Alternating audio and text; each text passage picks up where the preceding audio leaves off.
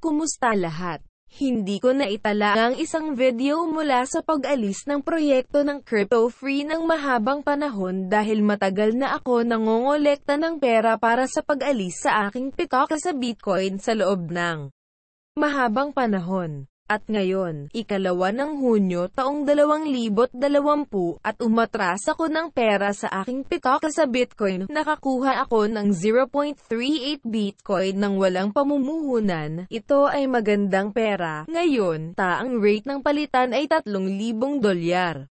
Sumang-ayon sa isang mahusay na paraan upang kumita ng pera nang walang pamumuhunan sa cryptocurrency, nais ko ring ipakita sa iyo ang pagpapatakbo ng paglilipat ng mga pondo.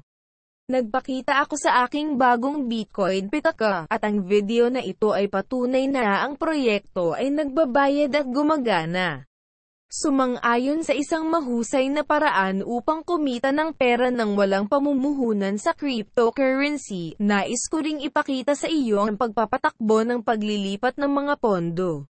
Maraming mga tao ang naghahanap ng isang paraan upang kumita ng pera sa internet at hindi nahuhulog para sa mga scammers na wala ng pera na kanilang pag-aari sa mga piramide sa pananalapi.